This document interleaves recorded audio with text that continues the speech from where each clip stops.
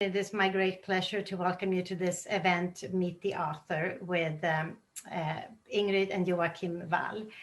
My name is Stina Cowan. I am the Educational and Cultural Programs Manager at the National Nordic Museum, and we are very honored to host this talk today. This is in our series, Meet the Author.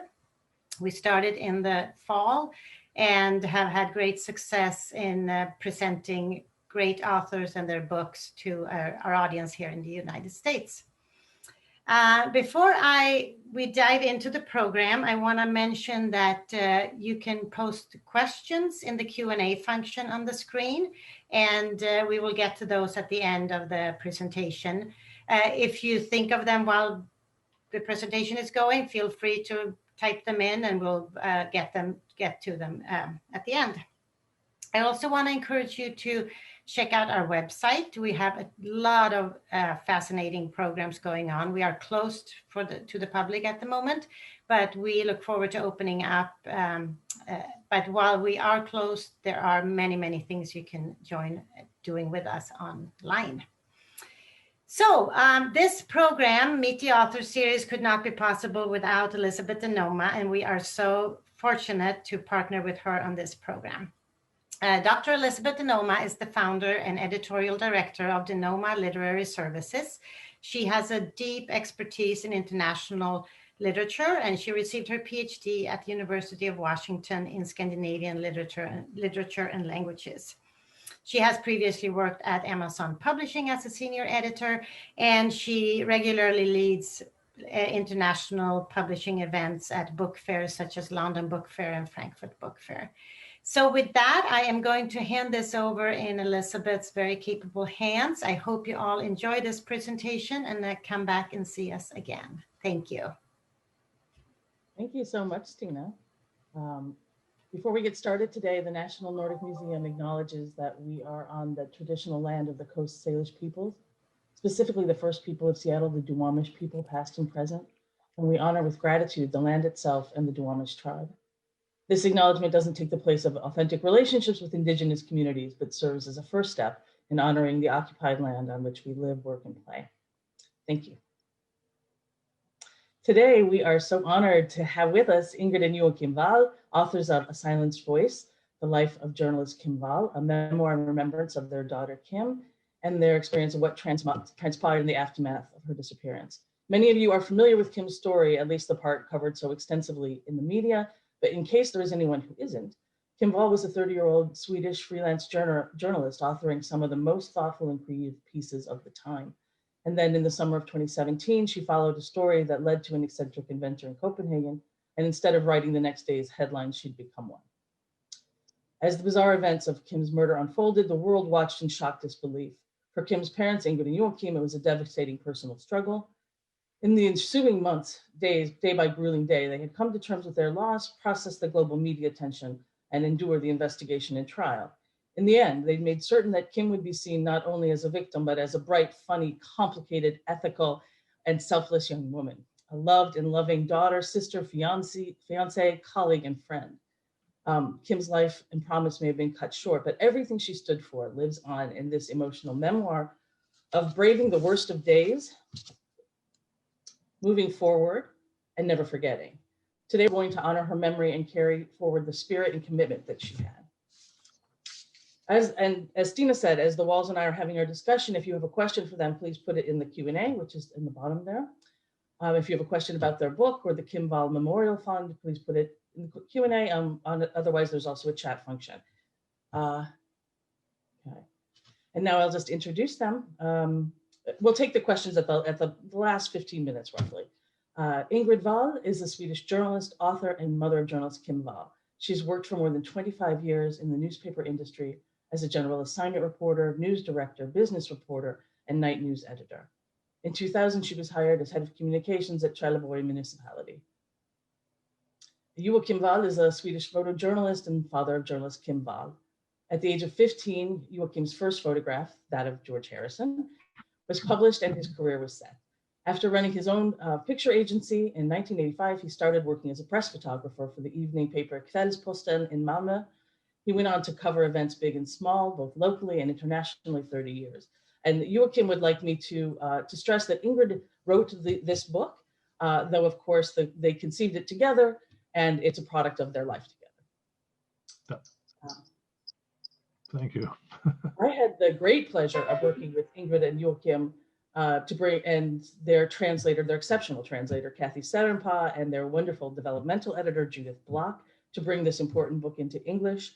It was published over the summer, about July 7th, I think was the publication day. And it has been reviewed exceptionally well in Marie Claire, in Kirkus, in Time Magazine, and then it was listed as one of the best books of 2020 by NPR. So welcome. I wish we could be together for this discussion in person, but Zoom is better than nothing in this current moment. Absolutely. Thank you.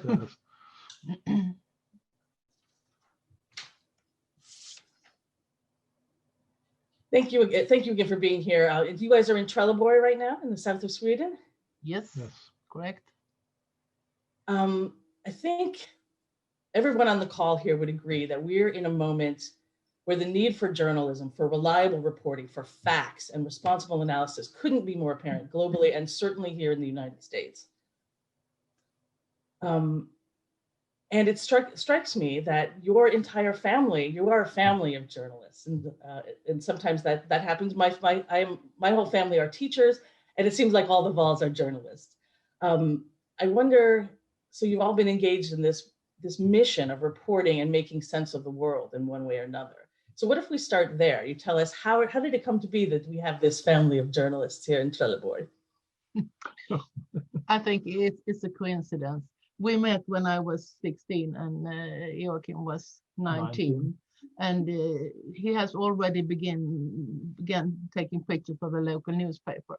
And at that time we were teenagers, and we have very, we didn't have much money, so to say.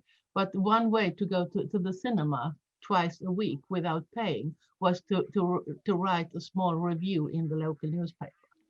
So that was the beginning. Joachim had that. I had that because I knew the people on the local paper, and they asked me, couldn't you do that, do this writing? Of course, I said, and I get 2 tickets twice a week. I was on the cinema, and I could take a friend with me, and sometimes it was Ingrid that come with me, and she has been making practice in school at the Sydsvenskan, it's a local paper in the southern part of Sweden, and she thought that she was a journalist. She makes that much better than me, and of course I'm a little bit lazy, so I let her do it, and that's the way you outsourced it to her. Did it that way. So yes, so that was the beginning. So and it's not finished yet. No. No.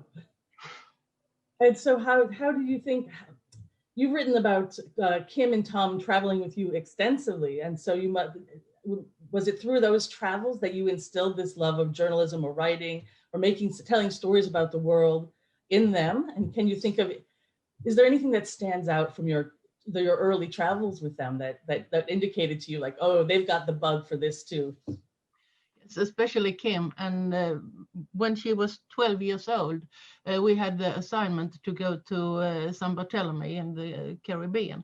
It was during almost 100 years, it was a Swedish colony. And it's a very, very small, tiny island. And at that time, there was a man named Marius Steckelborg. He passed away last year, and he was his family was slaves long ago in this small island, and we were assigned to make a book about him and the island and the Swedish history at St. Bart's, and Kim and Tom joined us on this trip. And we thought that they will prefer going to the swimming pool or the beach or whatever. But they both, especially Kim, sat in all those interviews. And they were, especially Kim, was so she was very touched by Marius' story. He was born very, very poor and so on. And so I think that was the beginning for her. And I know that she wrote this story when she was applying for Columbia Journalism School. So 12 years old and meeting this very extraordinary man that gave her a determination to go into writing. I can see how that would be a powerful story for her. But even before that, it sounds like you had been taking them around the entire world since birth, practically. They were 4 times over the Atlantic before they went to Stockholm the first time. Wow. Yeah. That's wonderful. One of the passages in A Silenced Voice has Kim explaining that you had discouraged both her and Tom from becoming journalists. And she says at one point that her brother was already a lost cause. Why did you want to discourage them from going into a field that is clearly so meaningful for you? Because journalism it's the best work you can have, absolutely. But it's also right now it's bad business, because it's so many newspapers closing down. The newsrooms are cutting the personnel and so on. So we want them to get in some kind of safer environment but that was no way, because the kids don't do what the parents said. They do what the parents do, and so. And they were raised partly in newsrooms on evenings, and we had 5-6 papers every day. And of course, the talk over the kitchen table was about news. So if anybody wants to have their kids doing something, not to do something, tell them to do it. I'll remember that. That's a good tip. So Kim considered both diplomatic and journalistic realms to make a difference in the world. And what was her experience in the diplomatic realm, and then why did she decide ultimately to be a journalist exclusively? She wants to make a difference for people in the world, and she thought that going into diplomacy could be one way, but and she got an she worked for half a year at the European Union's embassy in New Delhi, India. And I think she did a great work there. But as she said, that the more interesting the pieces was that she wrote to and delivered to Brussels, the fewer was that read what she written. And she said that sometimes it even was coded, so very few. Her work was reading all Indian newspapers and make in interest English. in English, and make small parts stories, retelling them, and put it to Belgium, to the United European Union, and it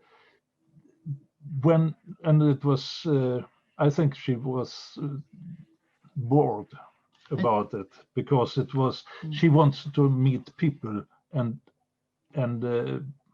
meet people and write about them, and she didn't do that. She wrote make shorter stories of what she read in the papers, and when there was something really good that she made, somebody upstairs took it and put his name under it, and she was so embraced about it. So it was. So she thought that it was better to going into journalism, so that she could give a voice for people. Yes. That was the most important thing for her. You can really see throughout her work that she has a unique flair for connecting with people in a real and genuine way. And I can imagine that just writing synopses of our newspaper articles would not be as satisfying, and wouldn't use that skill that she had. That was so profound. Yes. So she decided to go into journalism, and I thought that was the right way for her, because she would like to give weak people a voice, and that was the most important thing for her during all her too short career. And you can see that, like all of the articles that she's written are about marginalized people or people whose voices are not often heard. They're really outstanding articles. Some of the ones that were most meaningful for me are about the female fighters in the Tamil Tigers and the plutonium poisoning after atomic testing in the Marshall Islands.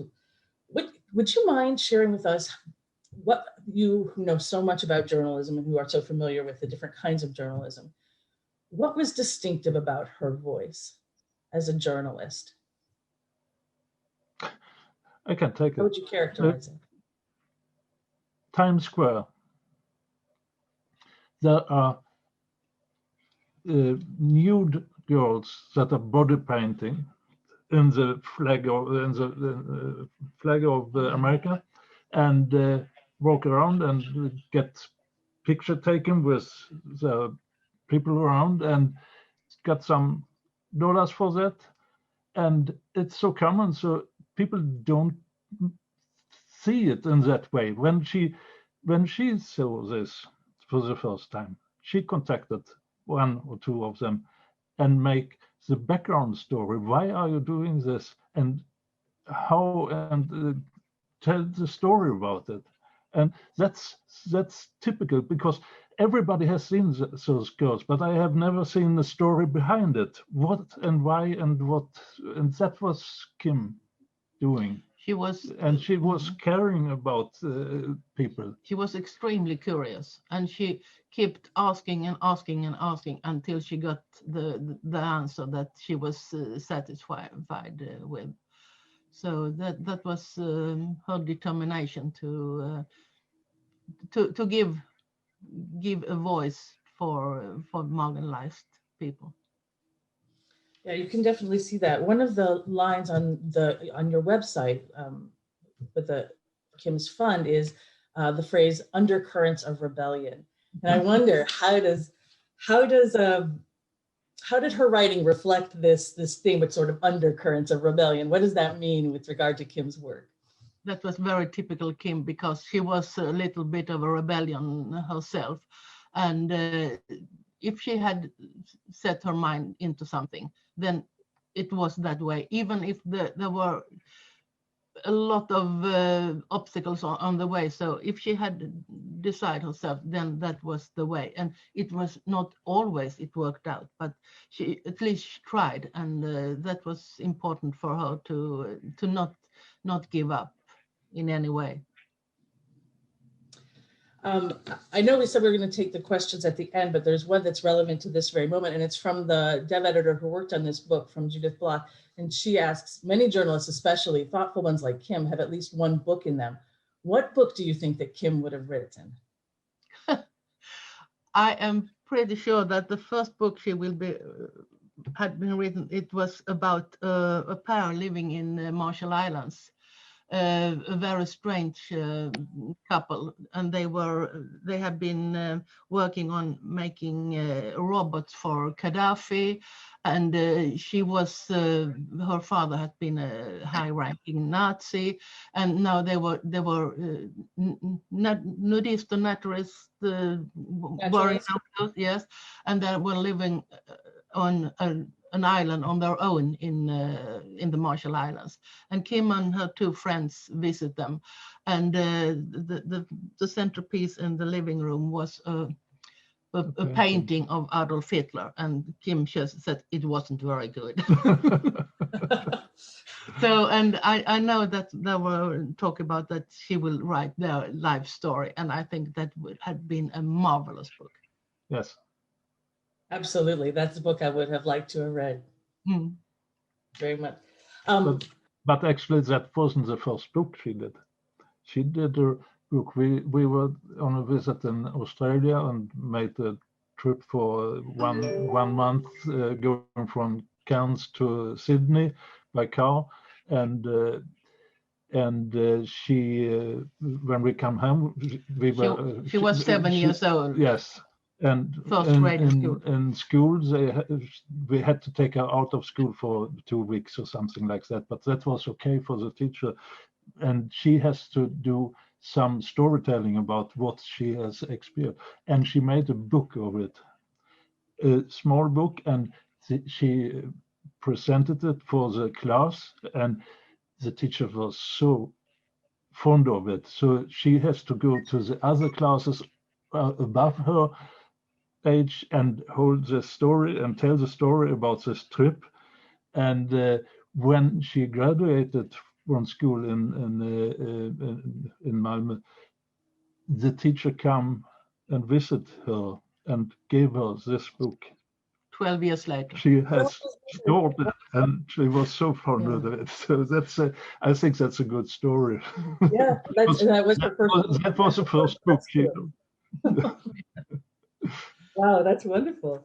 Would you share a little bit of of your book with us? Would you read a passage? Absolutely.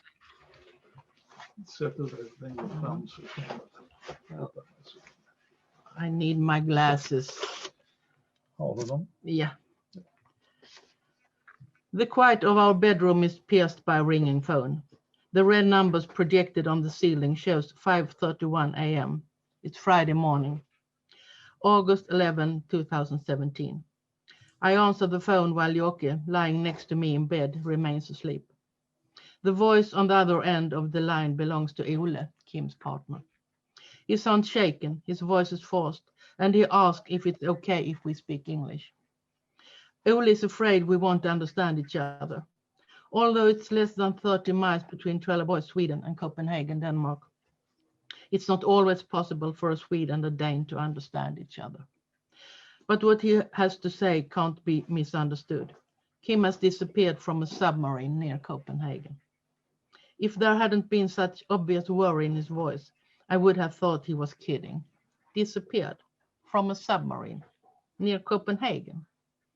This is how the nightmare began, the nightmare we would never awaken from. Our daughter, sister, and sweetheart left to do an interview for a story, a completely ordinary work day for a freelance journalist. But Kim never came home from work. Instead of writing headlines, she became one. I wake Jokke. We asked Ole if we can call him back. Soon we completely awake, and ever so slowly, a completely improbable picture takes shape. Our daughter left yesterday evening to do a story about Peter Madsen, a man well known in Denmark, who builds submarines and wants to launch himself into space. Kim was supposed to do the interview on board the UC3 Nautilus, which the man had designed and coupled together himself. The underwater craft was a well-known silhouette in Copenhagen. Ole says he stayed up all night waiting for her. He spiked all over Refshale Island in the northern part of Copenhagen, looking for her, calling her cell phone over and over, searching everywhere. He woke up the submarine's man's wife to ask what she knows. He's called the police and the Danish Coast Guard.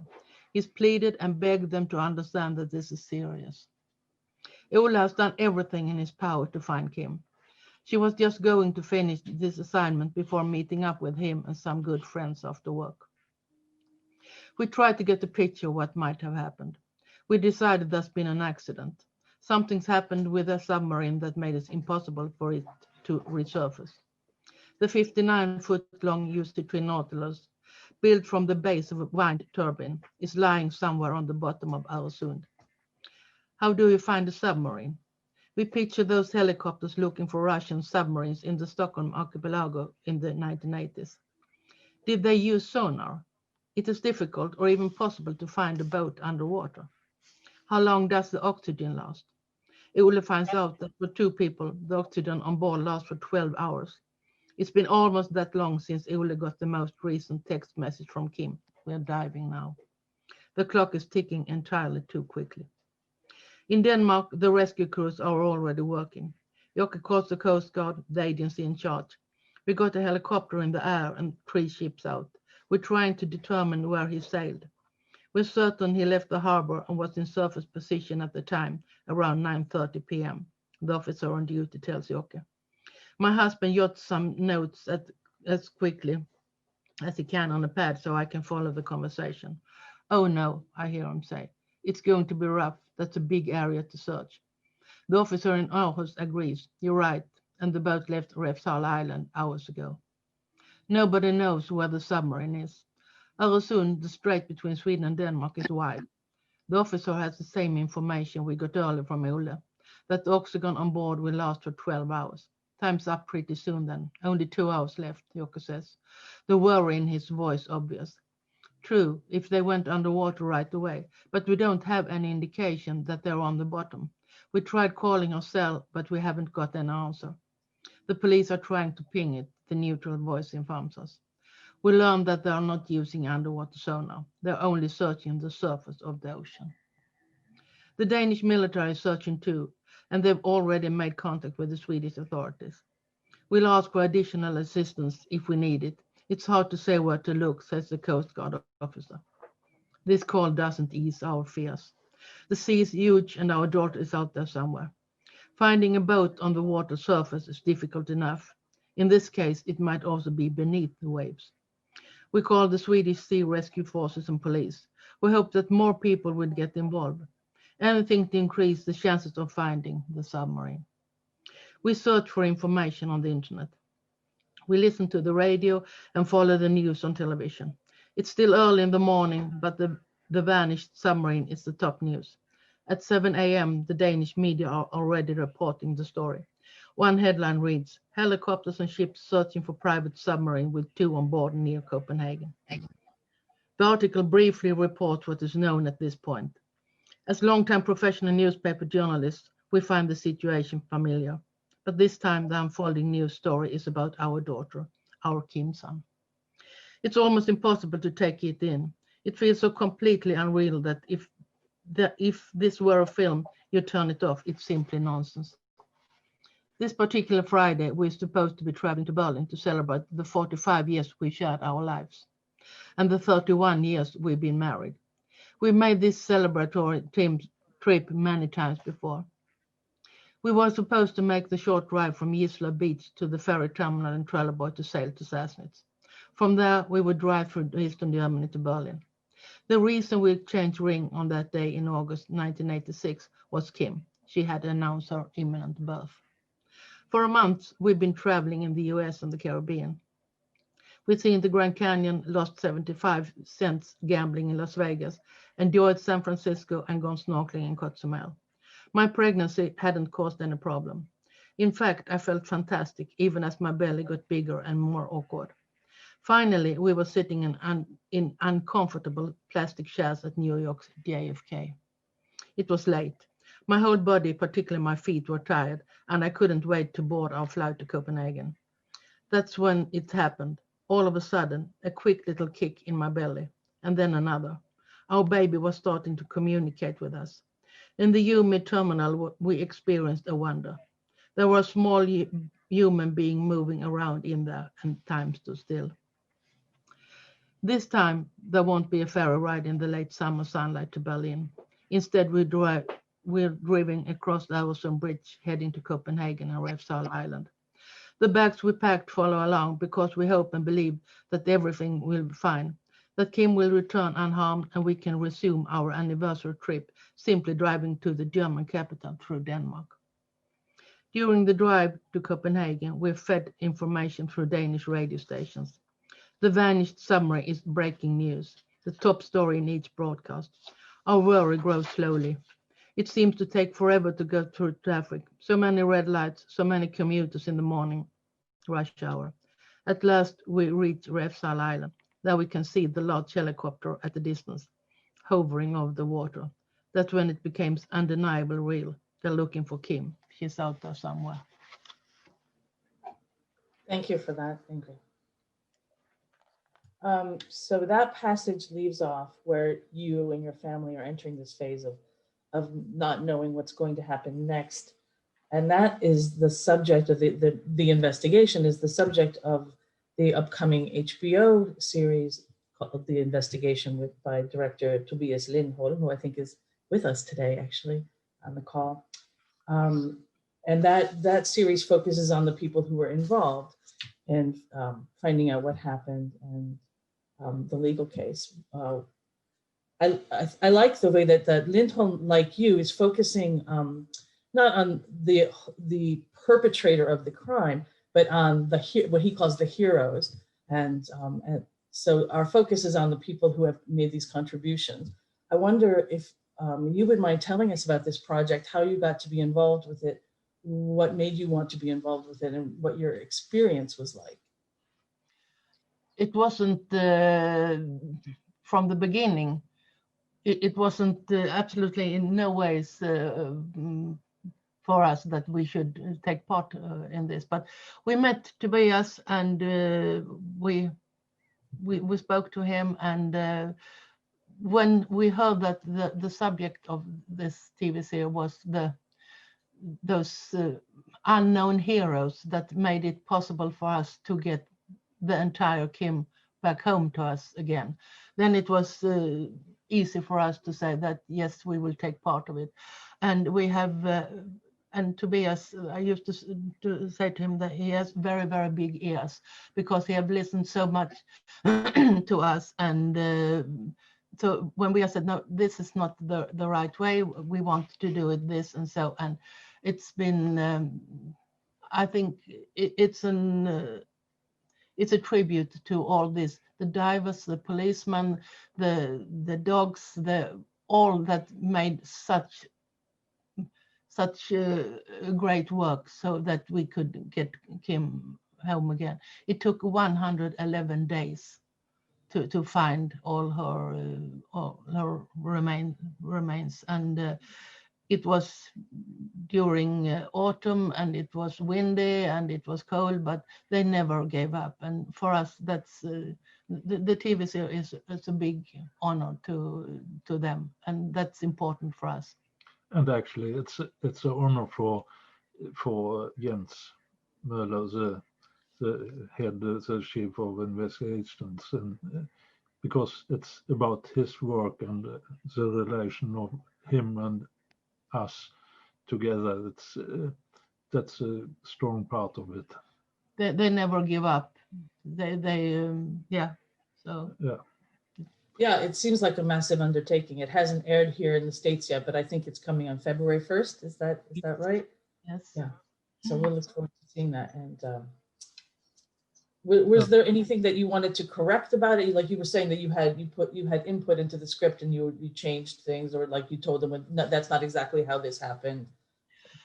In the first script, there was a scene where people avoided us, and we said, no, it's absolutely not that way. On the contrary, people both known to us and unknown, they really, especially during the first months, they really supported us in many ways.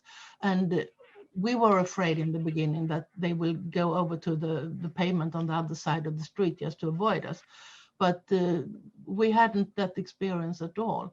But what many said, we don't know what to say. We don't know how to, and then you don't have to say anything. It's a hug, or just that you say, that you show that you are with us in this tragedy. That helps a lot. Yeah, you detail in your book about the outpouring of support and empathy that you had from your community, from the global community, and from Kim's friends in particular. Yes. And that means a lot to us, because our sorrow won't be lesser if we share it with others, but it's a little bit easier to carry when we know that we are not alone. And even from the beginning, we said that we will not avoid meeting people. We will not do that. We will go out with our dog as usual, and we will meet people, and they may behave as usual. We don't want to hide or something like that. So the only thing we hide from was journalists and photographers that wanted to make stories about us. And under the time, we didn't even know what happened. And so we did not go for anything of that. Right. Yeah. Now, Lindholm has talked about what he terms the media circus around at the time, and how that disgusted him. As journalists yourselves, how did you deal with that level of obsessive interest, and did it change the way you think about your own profession in any way? I think it was, in a way, it was easier for us to cope with this because we know the business. And we already the first day, we laid out a strategy that we won't talk to any journalist. If we have something to say, then we do it. And we were so close that I was the spokesperson. And so, yeah, and I think that was a way to surviving, because if we have started giving interviews, that have been absolutely. You have to think about that. There are written far more than 100,000 articles about this case. Meanwhile, it was happening, and even afterwards, and everybody wanted to have an interview, and we answered the phone, but we told them we make a email account that they could give us the questions, and we answered the questions in the way we could. So and I think the Swedish press was quite good. They had very deep sympathies for us, and handled it with care, the whole thing. Some of the Danish papers were not so polite, and others, but they respected our way to handle it, because we answered for the emails we got.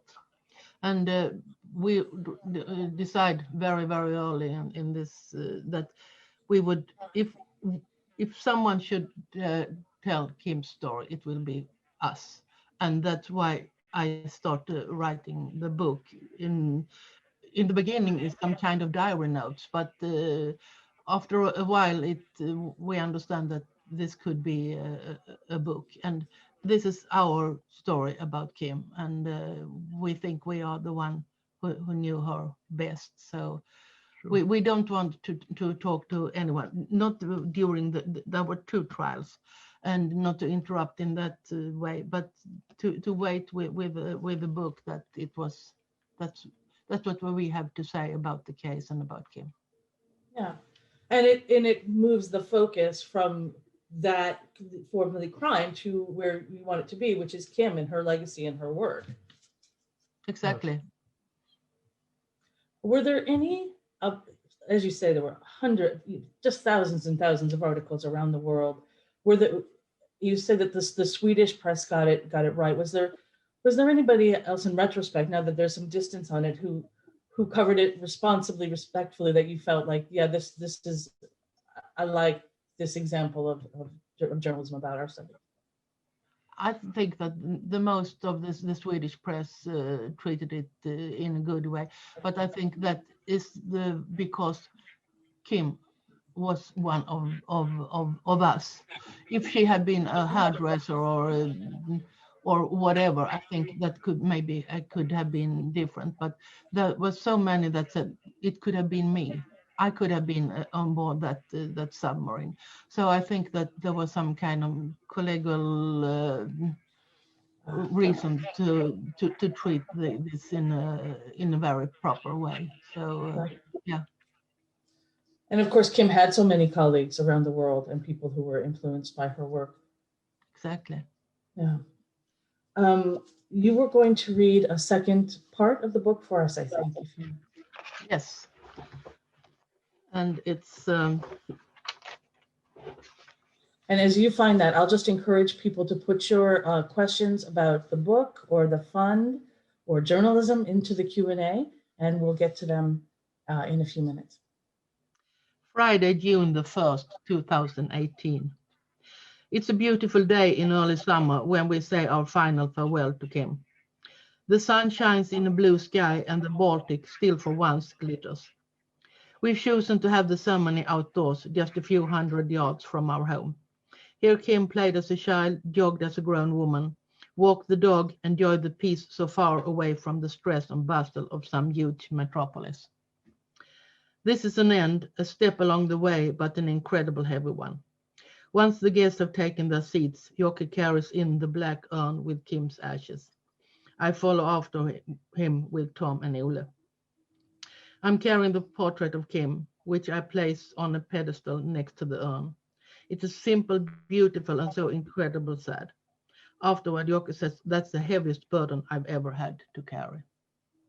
We don't call it a funeral, it's a final farewell. The message has gone out on the grapevine all over the world. We wanted absolutely no television cameras destroying this time, and there aren't any. Although many of the guests are journalists, today they're all Kim's friends, not professionals.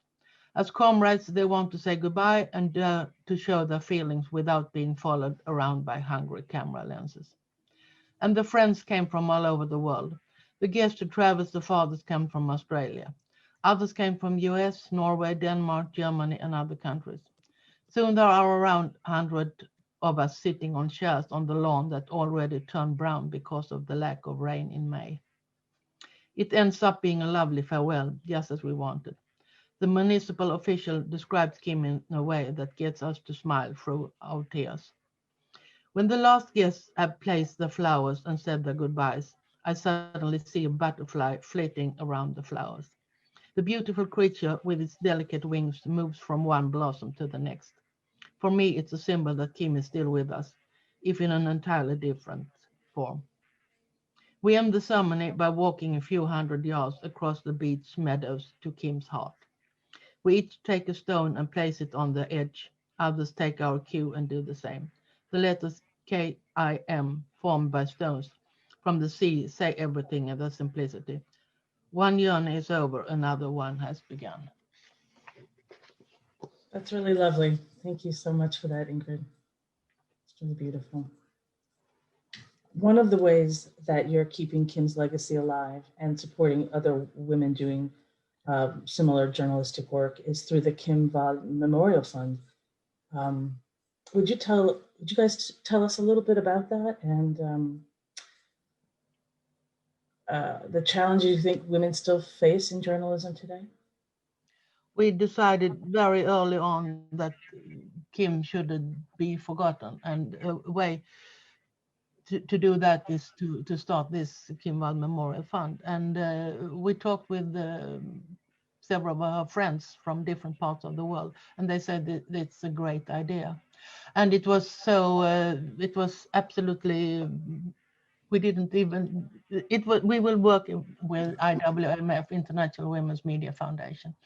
They had supported Kim with trainings, with travel, with money, and it was absolutely, it was natural for us to work with them. And right now we are on the process to finding out 2021 year's grants, and I think it was last Sunday the application, the deadline for the application.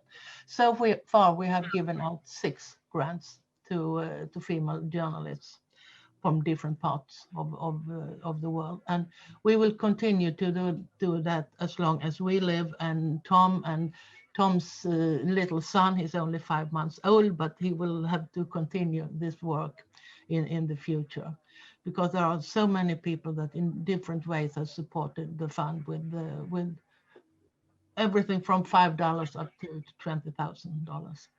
And I think it's today it's more important than ever to support female journalists, because journalism is under threat, not only in the US, but in big parts of the world, even in Europe, in several countries.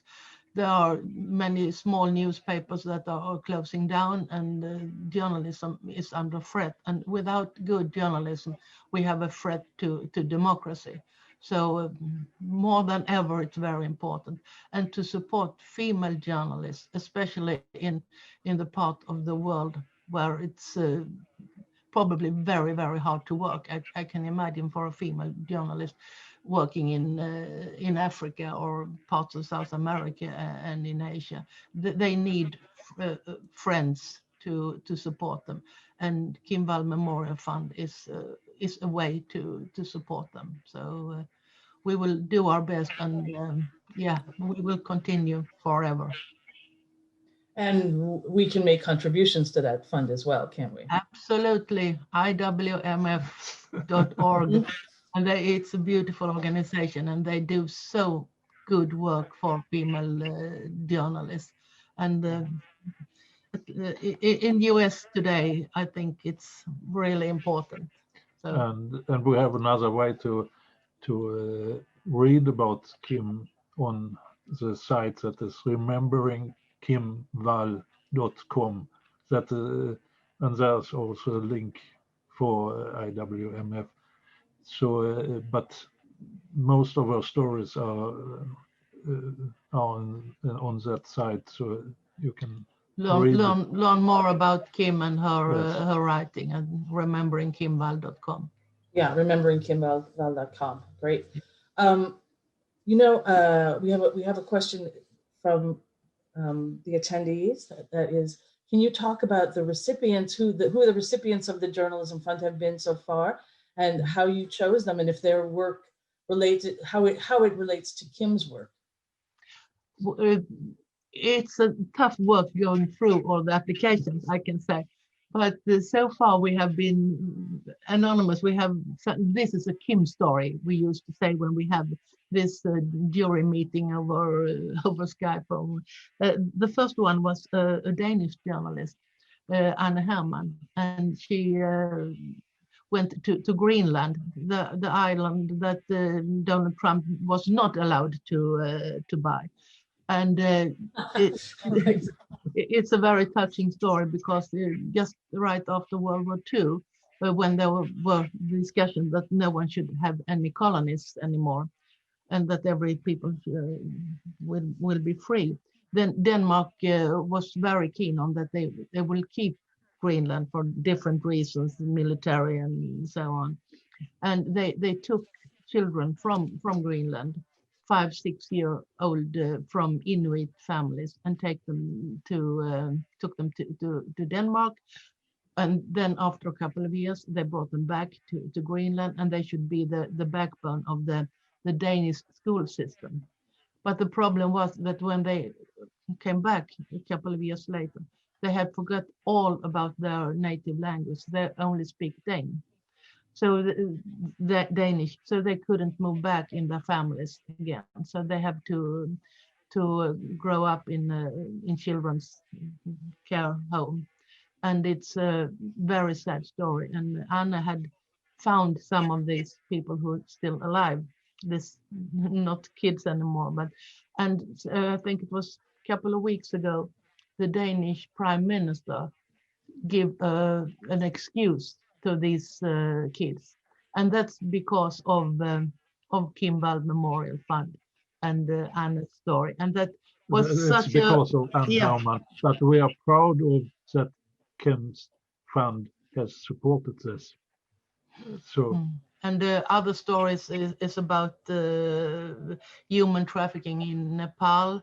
A very small group of people living in a remote part of China, and that a way to conserve their native language is through karaoke.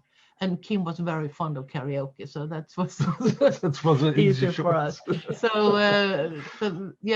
So far we are so pleased with the grantees, and it will be a big pleasure for us to go through this year's applications. It's a tough work, but it gives us and we're looking for the Kim stories.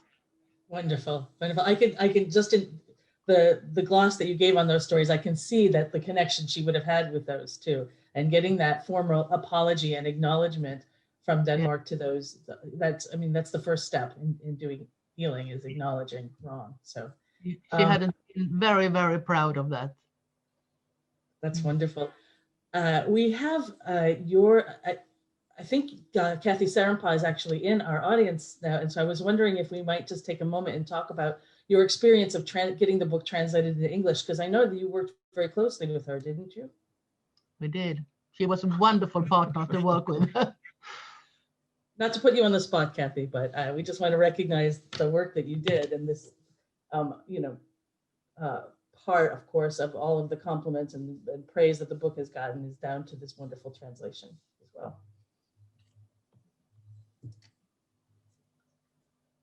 Another question we have is about and Kathy says thank you. That's great. We have some questions about when the HBO series will air, and we've said that that's February 1st, I think. Yes. Okay. So I think maybe we will. When I read the book, I can see how it was important for you to write it and cathartic for you to write it. And did you feel that it was a healing experience for you? What came out of authoring this book on the other side for you? Absolutely. It was, as I mentioned before, it started with some kind of diary notes. I think it's a journalism behavior that you will write down things that so you can go back and see what's happened and so on. And I think it was so much easier for me to put words in the computer about my feelings and our mutual feelings and what's happening. So for me, it was absolutely a good thing to do.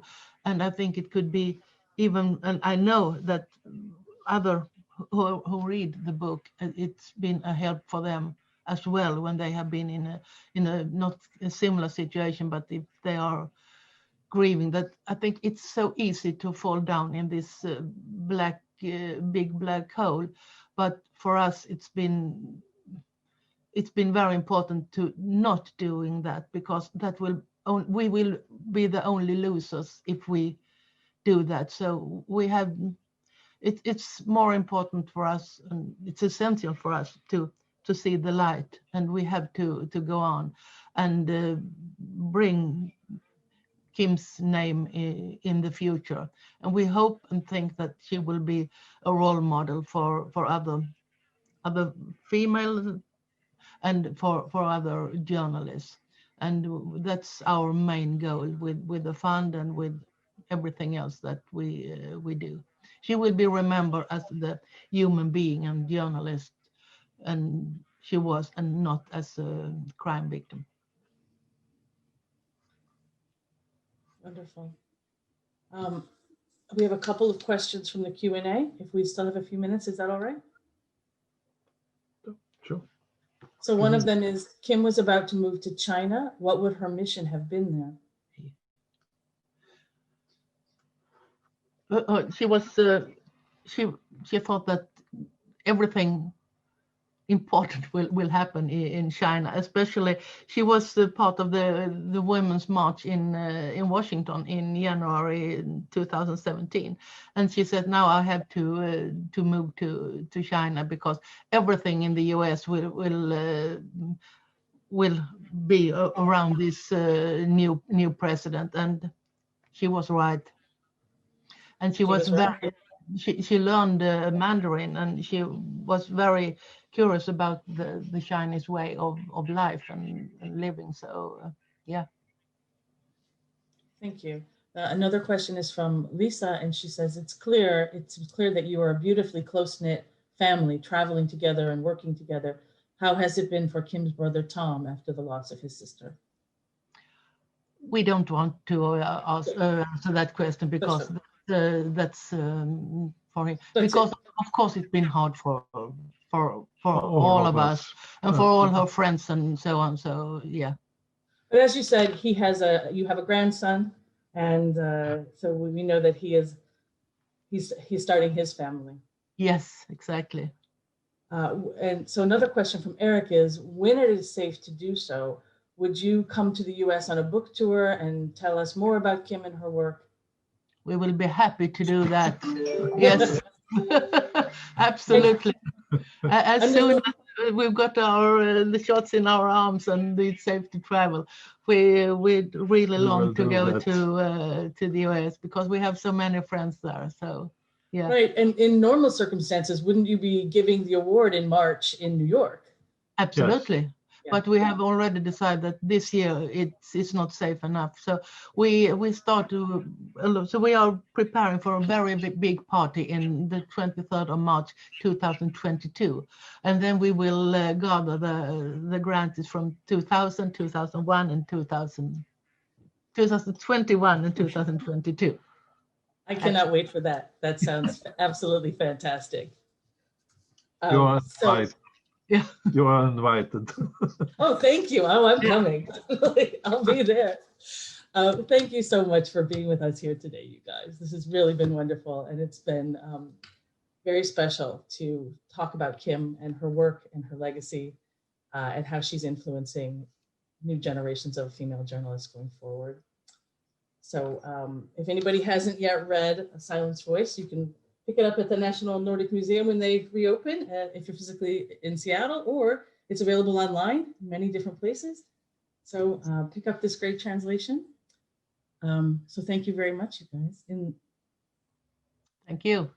In the next session of the Meet the Author, we will be joined by award-winning Icelandic author, Kristin Eriksdottir, and her award-winning translator, Larissa Kaiser, to discuss the winner of the Icelandic Literary Prize called A Fist or a Heart. And in closing, please consider making donations to the Kim Wall Memorial Fund and to the National Nordic Museum through their website if you're in a position to do so. Both are truly impressive organizations. And the National Nordic Museum has really wonderful programming coming up. One event I'm not going to miss is one that I think that would be interesting to the Walls as well, a virtual book tour, Sami Media and Indigenous Agency in the Arctic North by Tom Dubois and Kopeliko. So thank you all very much for taking part in this session today. I hope to see you all next time in person and for the big party in New York. Yes. Yeah, sure. Thank you. Thank you Bye-bye. very much. Bye, everyone.